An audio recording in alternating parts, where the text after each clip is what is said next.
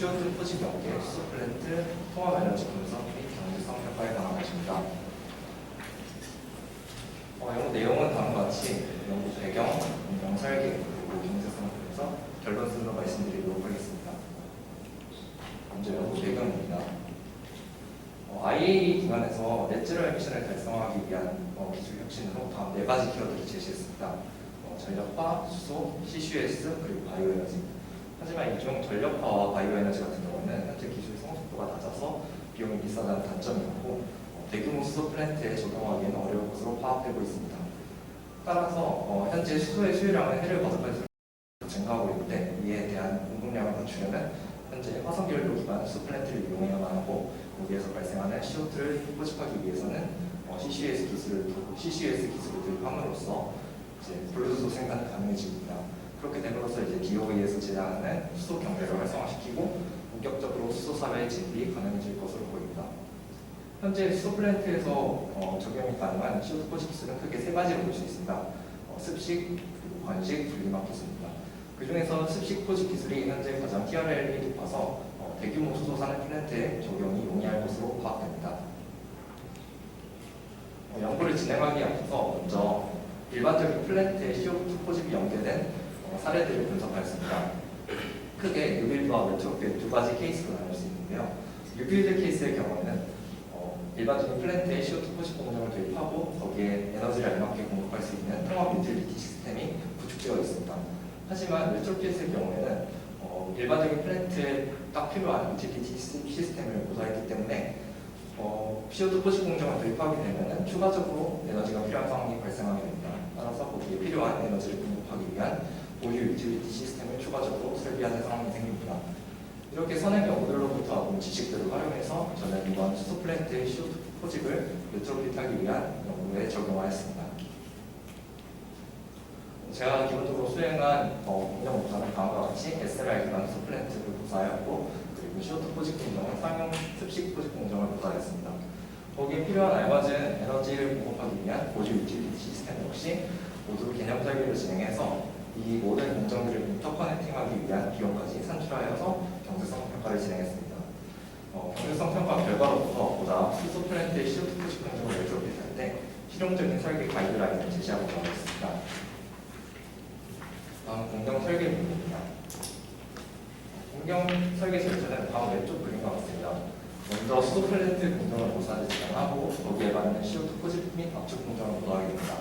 그리고 에너지 충분 불충분 여부에 따라서 총 3가지 시나리오로 나눌 수 있는데 먼저 시나리오 1에서는 수소 플랜트의 잉여 에너지를 활용하지 못하고 아무런 컨피그레이션 변형 없이 CO2 포집을 그냥 얻는 것입니다. 그렇게 되면 추가적으로 보조 유틸리티 시스템을 도입해서 CO2 포집 공정에 에너지를 전달하게 됩니다. 시나리오 2에서는 기존 수소 플랜트의 잉여 에너지를 활용할 수 있다고 가정을 합니다.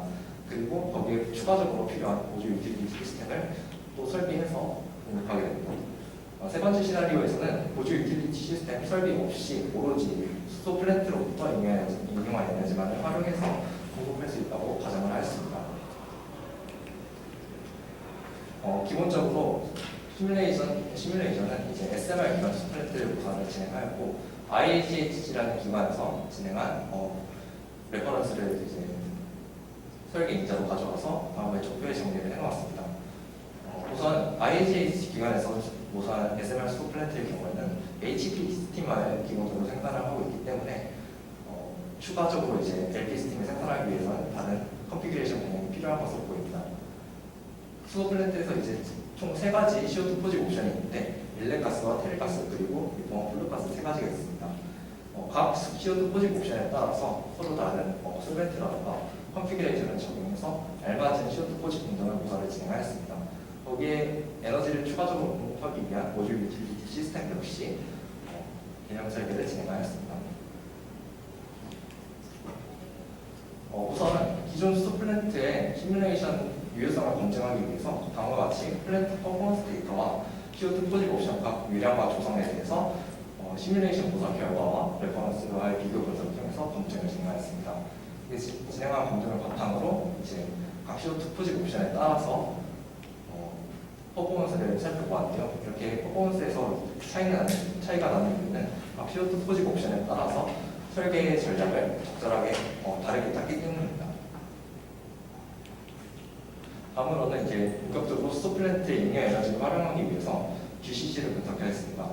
수소 플랜트의 모든 스트림 데이터를 분석한 결과가 왼쪽 GCC 그래프이고 이제 오른쪽 GCC 그래프는 수소 플랜트에서 이제 미포먼 플루가스와 수소 생산 공정의 스트림 라인을 분리시켜서 파악한 GCC 데이터입니다. 이렇게 파악을 하게 되면 수소 플랜트에서 나오는 잉여 에너지를 활용할 수 있는 방안을 모색할 수 있습니다. 다음은 이제 CO2 포집을 본격적으로 엔트로피하기 위한 사이트 아나리시스를 진행한 것입니다. 이제 기본적으로 PS의 일렉 가스와 테일 가스의 경우는 연소 전 포집이기 때문에 밀포마의 연료로 사용되는 CO2를 포집하게 되면서 히트 카파시티가 낮아지게 되면서 이제 theoretical flame temperature가 증가하게 됩니다. 그것을 이제 다음 그림을 통해서 기울기가 증가한 것을 보실 수 있습니다. 이렇게 기울기가 증가하게 되면 추가적으로 HP 스팀을 더 생산할 수 있게 됩니다. 보조 유틸리티 시스템 역시 이제 CO2 포집 공정에 필요한 LP 스팀을 공급하도록 이제 설비를 구축하였습니다. 그리고 또한 이제 아래 그래프, 전력량 그래프에서 볼 수 있듯이 수소 플랜트에서 이미 생산되는 전력량이 많기 때문에 CO2 포집을 도입한다고 해서 추가적으로 스팀 터빈이나 이런 것들을 전력 생산 설비를 도입할 필요는 없어 보입니다. 다음은 엔트로피 시나리오 2입니다. 수소 플랜트에서 기본적으로 컨덴싱 터빈에서 백프레셔 터빈으로 교체를 하게 되면서 생산되는 HP 스팀이 컨덴싱 되지 않고 LP 스팀으로 다운그레이드 됩니다. 이렇게 LP 스팀으로 다운그레이드 되면 CO2 포집 공정에 원활하게 공급할 수 있게 됩니다. 다만 이렇게 하면은 이제 전력 생산량이 수소 플랜트에서 감소하기 때문에 CO2 포집 및 압축 공정을 도입했을 때 추가적으로 전력 생산 설비가 필요하게 됩니다. 따라서 보조 유틸리티 시스템에서 다음과 같이 백프레셔 터빈을 도입하거나 컨덴싱 터빈을 도입하는 등 추가적인 전력 생산 설비를 갖추게 됩니다. 다음은 엔트로피 시나리오 3인데 이때는 이제 보조 유틸리티 시스템을 설계하지 않고 기본적으로 수소 플랜트에서 나오는 잉여 에너지만을 활용해서 이제 공급하는 방안입니다. 이렇게 되게 되면 연료 사용량을 증가시켜서 다음과 같이 HP 스팀을 더 많이 생산하게 되고 또 다운그레이드나 LP 스팀을 CO2 포집 공정에 전달하게 됩니다. 이렇게 되면 PS의 일렉 가스와 미포먼 플루가스 같은 경우는 전력 생산량이 전력이 과잉 생산되게 되고 PS의 테일 가스 같은 경우는 백프레셔 터빈만으로는 전력 생산량이 못 미치기 때문에 추가적으로 컨덴싱 터빈을 설계한 것을 볼 수 있습니다. 다음은 전체 시스템에 대해서 이제 매스 밸런스를 살펴본 것입니다.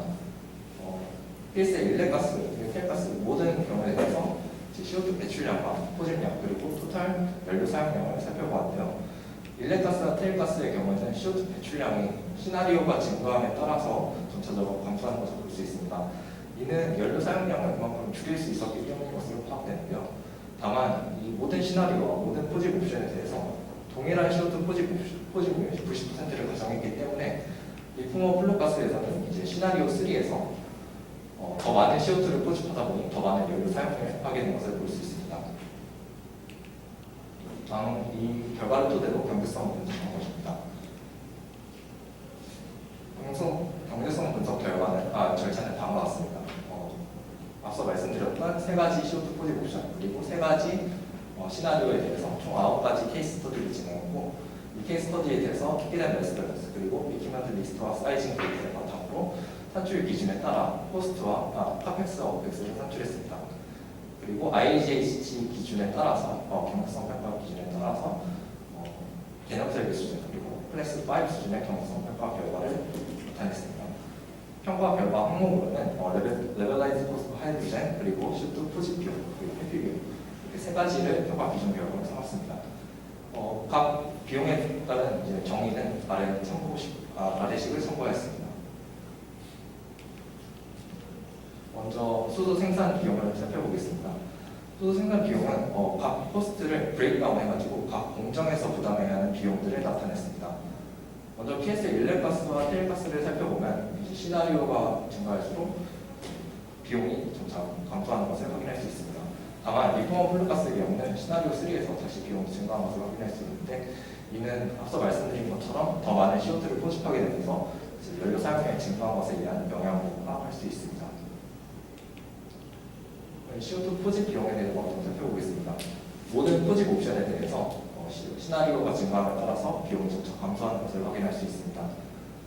여기서 눈여겨 살펴볼 것은 이제 레트로피딩 하이드로젠 플랜트 항목과 보조 유틸리티 시스템 항목이 서로 상반된 경향을 보인다는 것입니다.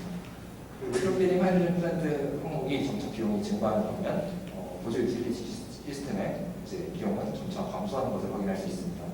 이름으로써 이 두 항목 간의 트레이드오프 관계를 확인할 수 있습니다. 하지만 이렇게 CO2 포집 비용은 전체적인 시스템에 대한 CO2 배출량을 고려하지 않았기 때문에 그림과 같이 CO2 회피 비용에 대해서도 살펴보았습니다. CO2 회피 비용의 경우에는 전체적인 시스템 CO2 배출량을 총체적으로 고려해야 하기 때문에 추가적인 연료 사용에 의한 또한 보조 유틸리티 시스템을 구비하게 되면서 배출되는 CO2량 또한 고려가 된 것입니다. 이 CO2 회피 비용은 CO2 포집 비용에 비해 더 경향성이 두드러지게 나타나는데 이는 시나리오 넘버가 증가함에 따라서 연료 사용량도 줄이고 그만큼 CO2 배출량도 줄일 수 있었기 때문인 것으로 파악됩니다. 마지막으로 이제 CO2 포집 비용과 회피 비용을 나타내는 그래프입니다. 모든 CO2 포집 비용과 회피 비용 그리고 시나리오를 한 그래프에 나타내는데요. 모든 CO2 포집 옵션에 대해서 시나리오 1부터 3까지 전체적으로 비용이 감소하는 것을 확인할 수 있고 그리고 시나리오가 같은 시나리오 내에서도 CO2 분압이 증가함에 따라서 비용이 감소하는 것을 확인할 수 있습니다. 이 결과의 의미는 일반적인 레트로핏 시나리오와 기본적으로 수소플랜트 잉여 에너지를 활용하지 않는 것보다는 레트로핏 2와 3처럼 수소플랜트의 잉여 에너지를 본격적으로 활용했을 때 비용 절감 효과가 크다는 것을 시사합니다. 뉴빌드 코스트의 경우에도 이렇게 그래프에 나타내는데요. 이는 이제 레트로핏을 얼마나 최적화하느냐에 따라서 이제 한계선이 될 것입니다. 마지막으로 결론을 말씀드리겠습니다.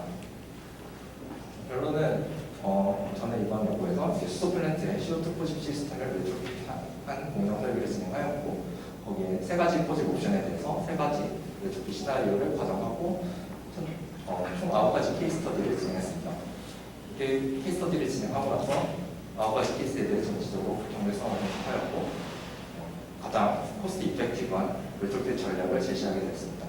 이 케이스 스터디의 의미는 이제 각자 모든 플랜트에 처한 수소 플랜트에 처한 이제 사용 가능한 레트로핏 환경에 따라서 보다 경제적인 설계 옵션을 제공해 줄 수 있다는 점에서 의의가 있습니다.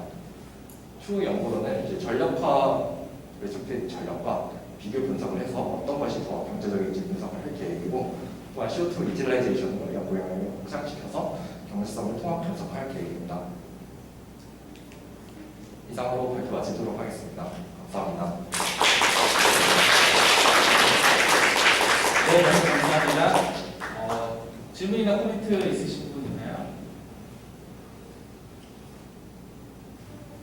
제가 또 하나를 저만 질문하는 것 같네요.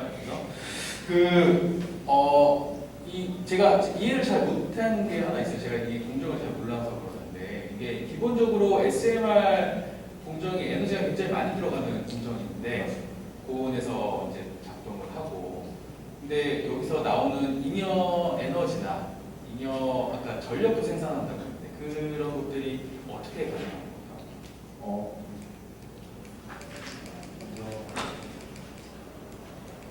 여기 부분을 보셔야 할 것 같은데 이때 이제 리포머 퍼네스에서 연료를 사용하게 되면서 열교환을 통해서 HP 스팀을 생산하게 됩니다. 이 HP 스팀 생산된 HP 스팀이 다시 내추럴 가스와 스팀, SMR 반응에 사용되기도 하고 그렇게 해서 남는 HP 스팀은 스팀 터빈에 넣어서 전력을 생산하게 됩니다.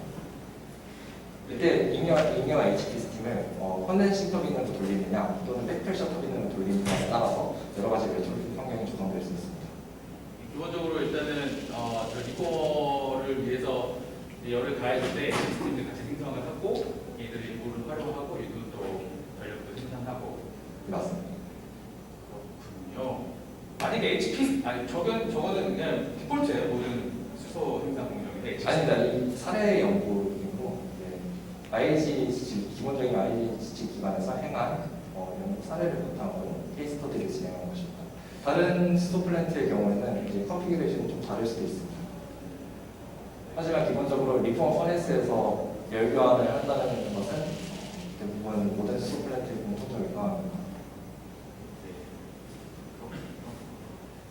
저 PSA 인렛 가스, 아까 PSA 퇴해 가스, 그리고 리포머 헐 가스 세 가지 가스에 대해서 CO2 캡처를 하는 케이스를 공부하신 건가요? 예, 맞습니다.